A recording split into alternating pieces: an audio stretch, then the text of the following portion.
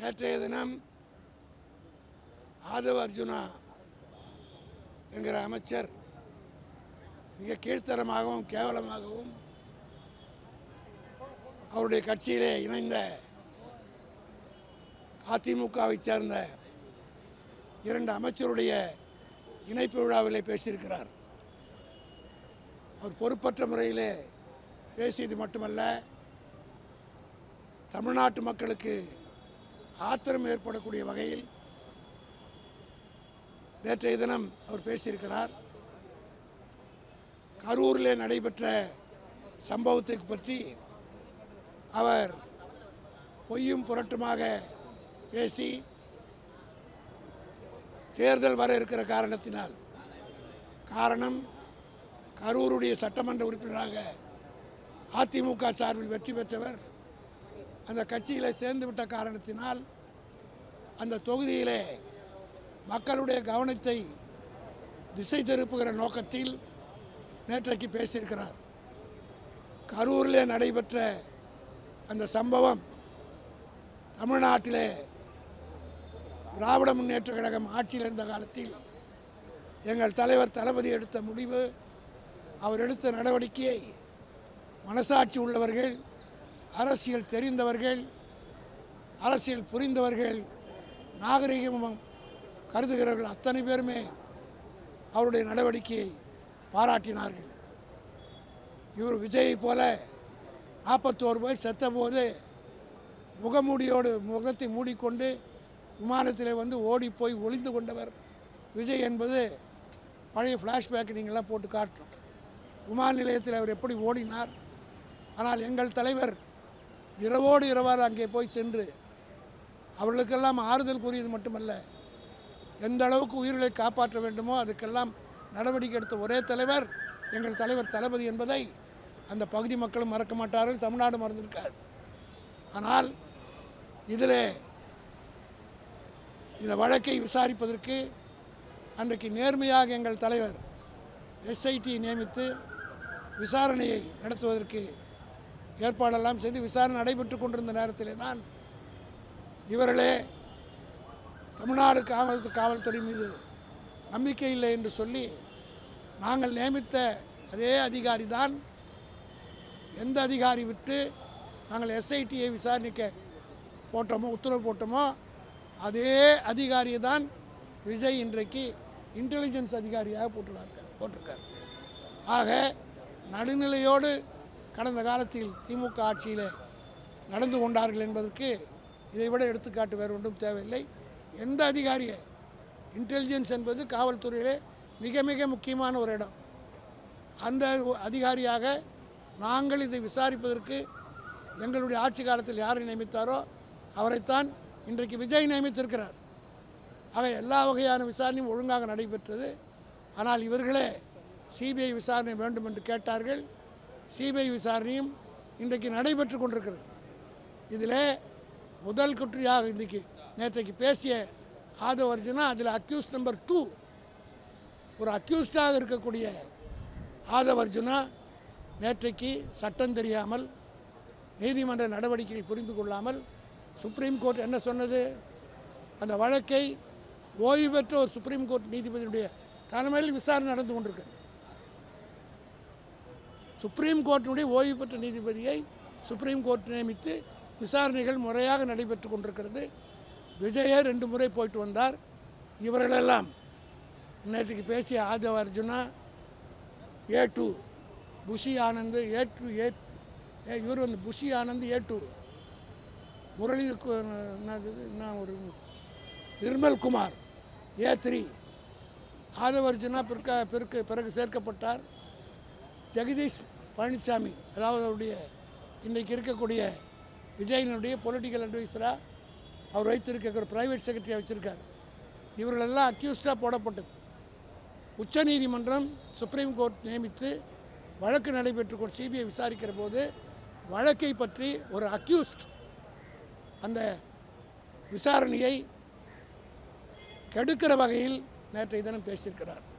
ஆகவே இது குறித்து சட்ட ரீதியான நடவடிக்கை எடுப்பதற்காக திராவிட முன்னேற்ற கழகத்தின் சார்பில் உச்சநீதிமன்றத்தில் திமுகவினுடைய அமைப்பு செயலாளர் என்கிற முறையில் நான் இம்ப்ளீட் பெட்டிஷன் இன்றைக்கு தாக்கல் செய்ய போகிறேன். அதே போல் ஆதவ் அர்ஜுனா மீது கண்டெம்ட் ப்ரொசீடிங்ஸ் எடுப்பதற்கும் உச்சநீதிமன்றத்திலே மனு தாக்கல் செய்ய இருக்கிறோம்.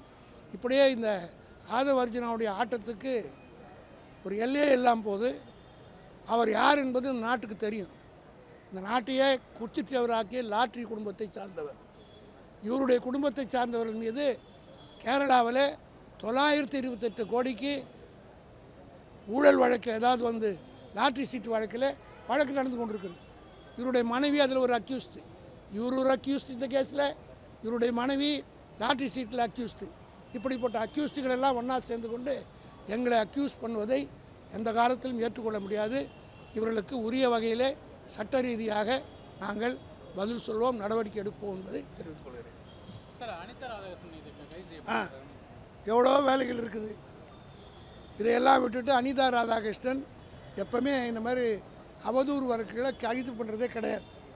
ஜெயலலிதா பீரியடில் என் மேலே 16 கேஸு, தலைவர் தளபதி மீது 40 கேஸு, எடப்பாடி பீரியட்லையும் கேஸ் போட்டாங்க. ஆனால் எந்த ஆட்சியிலும் அவதூறு வழக்குகளை கைது செய்வது வழக்கமே கிடையாது. ஆனால் இப்பொழுது அவதூறு வழக்கில் அனிதாவை ராதாகிருஷ்ணன் எப்போ கைது செய்தார்னா, அவர் ஒரு சட்டமன்ற உறுப்பினர். அவருடைய தொகுதியில் ஆய்வு செய்ய இப்போ இங்கே பார்த்தீங்கன்னா தாவேக்கானுடைய எம்எல்ஏ கூட அப்பாலாம் போய் ஆய்வு பண்ணுறாங்க, பிள்ளைங்கள்லாம் போய் ஆய்வு பண்ணுறாங்க. ஆனால் ஒரு தேர்ந்தெடுக்கப்பட்ட சட்டமன்ற உறுப்பினர் தகுந்த தொகுதியிலே ஆய்வுக்கு போகிற போது கைது செய்திருக்கிறார்கள் என்றால் இது சர்வாதிகாரத்தின் உச்சம். இதை நிச்சயமாக சட்ட ரீதியாக நாங்கள் சந்திப்போம். நீதிமன்றம் எங்களுக்கு எப்போதும் கைவிடாது. நீதிமன்றத்தின் வாயிலாக பல தீர்ப்புகளை பெற்று திராவிட முன்னேற்றக் கழகம் சரித்திரம் படைத்திருக்கிறது. அதேபோல் இந்த அராஜகத்துக்கெல்லாம் மிக விரைவில் நாங்கள் முடிவுக்கு கொண்டு வருவோம். இந்த ஆட்சி எத்தனை நாளைக்கு என்பதை பொதுமக்கள் தான் முடிவு செய்ய வேண்டும். காரணம், எந்த விதமான ஆக்கப்பூர்வமான பணியும் நடக்கலை. டெய்லி கொலைகள் நடந்து கொண்டிருக்கிறது. பத்திரிகை எடுத்தால் நித்தம் கொலை. இப்போ கூட டிவி பார்த்துட்டு வரேன், பாலியல் பலாத்காரத்தில் 5 பேர் பண்ருட்டிக்கு அருகில் கைது செய்யப்பட்டார். ஒரு சின்ன பொண்ணை பாலியல் பண்ணாங்கன்னு டிவியில் பார்க்குறேன். ஆக பாலியல் பலாத்காரம் நடந்து கொண்டிருக்கிறது, கொலை நடந்து கொண்டிருக்கிறது, கஞ்சா விற்று கொண்டிருக்கிறார்கள், எல்லா விதமான தவறுகளும் நடந்து கொண்டிருக்கிறது. ஆனால் அதையெல்லாம் கவனிப்பதற்கு இன்றைக்கு இருக்கிற ஆட்சியாளருக்கு நேரமில்லை. திமுகவை பழிவாங்க நினைத்தால், திமுக என்பது வெட்ட துளுக்கிற மரம், அரைக்க மணக்கிற சந்தனம், தீட்ட ஒழிக்கிற வைரம் என்பதை இன்றைக்கு புதிதாக ஆட்சிக்கு வந்திருக்கிற புதிய பசங்க தெரிஞ்சுக்கணும். வடக்கு மூலமா அது த்ரெட்டன் பண்றாங்க, இல்ல ஒரு மிரட்டல் போன்ற ஒரு போக்கு கையாளுறாங்க பார்க்குறாங்க. இதையெல்லாம் நாங்கள் பார்த்து சகிச்சு 76-77 வருஷம் பார்த்துட்டோங்க. இவெல்லாம் எங்களுக்கு ஒன்றுமே கிடையாது. இதெல்லாம் வந்து எங்களுக்கு ஒன்றும் கிடையாது, பார்த்துப்போம். திமுக தலைவரும் கட்சியை விட்டு விலகினாதான் திமுக நல்லதுன்னு சொல்லி அவர் யார் அவர் சொல்கிறது? அவர் போல பல கட்சிக்கு போயிட்டு வந்தவரில் எங்கள் தலைவர். அவர் வந்து தலைவர்களால் 2 கோடி தொண்டர்களால் தேர்ந்தெடுக்கப்பட்ட தலைவர், நாடு ஏற்றுக்கொண்ட தலைவர். ஆக நிர்மல்குமாரை போல் 10 கட்சிக்கு போயிட்டு வந்தவர் இல்லை. இன்னும் 8 கட்சி. இந்த ஒன்று மாத்திரம் சொல்கிறேன், தெருவில் இருக்கிறதெல்லாம் கொண்டாந்து குப்பை மாதிரி கொண்டாந்து மொத்தமாக வச்சுக்கிட்டு லாரியில் ஏற்றிட்டு போவாங்கள்ல, அதுபோல் இன்றைக்கு விஜய் ஒவ்வொரு கட்சியில் இருக்கிற குப்பைகளாக கொண்டுட்டு வந்து ஆட்சியில் வச்சுருக்கார். மிக விரைவில் இவங்களால் தான் இவருக்கு ஆபத்து வரப்போகுது. நிர்மல்குமார் பல கட்சி போயிட்டு வந்தவர். இந்த கட்சியில் மட்டும் எவ்வளோ நாளுக்கு இருப்பார்ன்றது பொறுத்து வந்து பார்ப்போம். ஆகவே இவரை போன்றவர்கள், அதே போல் ஆஜூர் தான் எத்தனை கட்சிக்கு போயிட்டு வந்தவர். அதனால் அற்றகுலத்து அறிஞர்கள் பேர் ஓடுறவங்க. இன்றைக்கி ஆட்சி இருக்க கூட விஜய் கூட இருக்காங்க. நாளைக்கே இதான் ஆகிப்போச்சுன்னா ஓடி வந்துடுவாங்க. சொல்ல முடியாது, எங்ககிட்டே அப்ளிகேஷன் போட்டான்னு போடுவாங்க. அமைச்சர் ரமேஷ் திமுகவை பாப்பா மாடல் விமர்சிச்சிருக்காரு. அவர் ரமேஷ் யாருன்னா, நீங்கள் எஸ்ஆர்எம்மில் போய் கேளுங்க. அவர் அங்கே வேலை செஞ்ச போது என்ன செஞ்சுட்டு வந்தார், நாங்கள் என்ன சொன்னார் அவர்?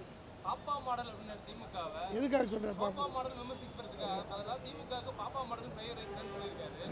எதுக்கு எடுத்தாலும் திமுக அழுகுது அப்படின்றாரு. எங்கே அழுகுது? ஆக்கப்பூர்வமான கேள்வி இல்லாமல் எதுக்கு நாங்கள் எங்களுக்கு பேரே பெரியார் வச்சது கண்ணீர் துரிகள்.